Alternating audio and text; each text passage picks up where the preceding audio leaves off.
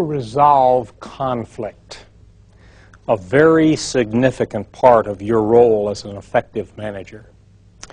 You know, I found that regardless of how effective you are in your role as a manager with your people skills, it always seems like there are situations that arise where there's conflict. Now, how you resolve that conflict will determine whether you're an average or an exceptional manager. As you consider the problem situations that you're involved in, I challenge you to think about one particular point that I hope you'll always keep in mind, and that's the importance of keeping an open mind. Now, that's a difficult thing to do. You know, we're born with an open mind, but very shortly thereafter it begins to close because of the conditioning that we get. And as a manager, we get conditioned to think in certain ways. It's tough to keep an open mind. One of the best examples of keeping an open mind happened to me recently as I was preparing for a presentation. I had made arrangements with the principal of our primary school or kindergarten class that I wanted to visit. I walked in that day. Now visualize this. I walked up to the board and put a very small but legible dot on the board. I posed a question. Can any of you tell me what that dot is? What happened? After about 5 seconds, I think every hand in that room was up. And most of them were waving. They're saying, call on me, I'll tell you what it is. So I started going around the room. I think the first one said, that's a star in the sky. Second one, as I recall, said, that's a bug on my dad's windshield. Third one said, that's a telephone pole. I said, a telephone pole? He says, yeah, from the top end. I couldn't believe it. I went around the room. There were 30 different answers. What creativity. What an open mind these kids had. I went immediately from that class to the high school. I wanted a senior class. I had made the same arrangements there. I walked in. I did exactly the same thing. And I posed exactly the same question. What happened there? Just what's happening here. Silence. I couldn't believe it. I asked the question again. Finally, in the back of the room, one of the guys was just beginning to raise his hand, and I saw someone alongside of him just beginning to raise his hand. So I called on him. What did he say? It's a dot on the blackboard. I said, oh, that's good. I didn't want to discourage anybody else. I called on the other one. I said, what do you see? He said, that's a dot on the blackboard. Oh. Think about that, managers. Think about that. We've all been through that educational system. What is there about our educational system that closes our creativity? Now, in solving the tremendous, challenging problem and conflict situations that you come into as a manager, I challenge you to keep an open mind.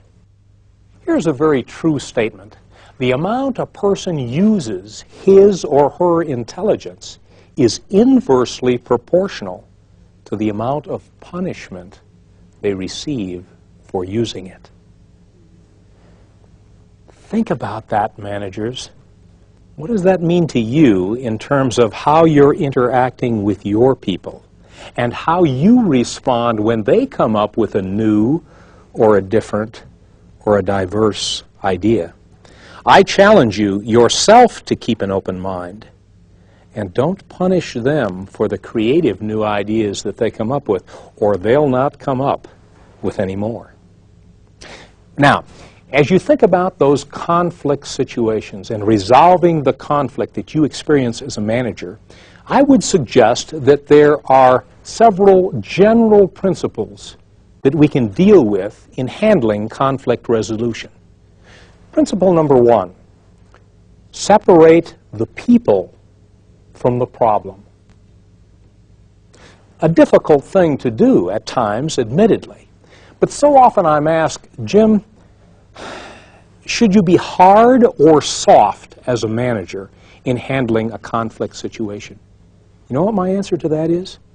Yes. Yes.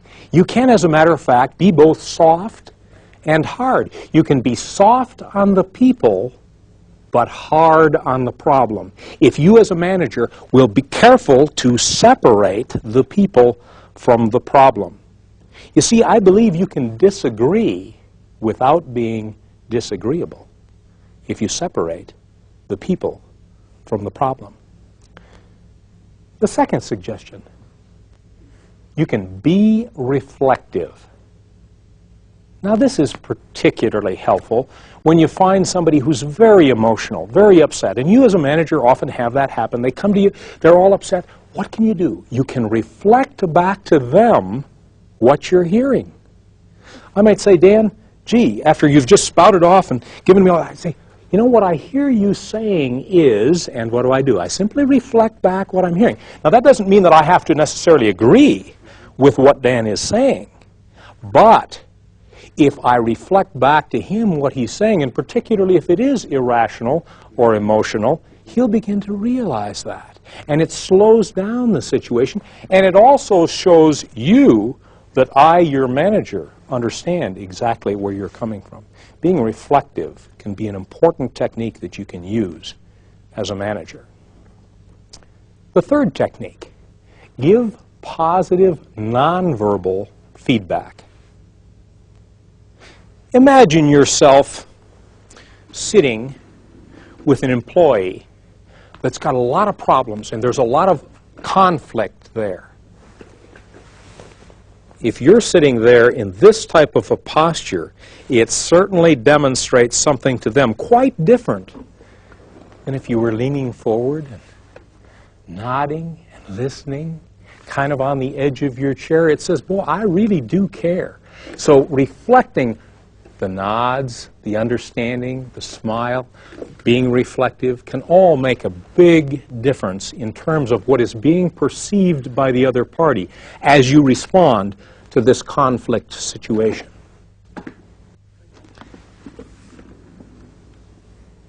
Number 4, take notes. That's particularly effective when you've got somebody that's particularly upset. Because what does it say to the other party when you're interested enough to be jotting down notes in regard to what they're saying? You can even use that on the telephone. Somebody's ranting and raving on the other end of the line. You say, excuse me, could you slow down just a minute? I want to make sure that I get down all of your concerns. Oh. They start saying, hey, this individual really cares. And all of a sudden, the emotion and the conflict in that environment begins to calm down. Number 5, sometimes respond to hostility and anger with understanding and with questions. Now, I'm not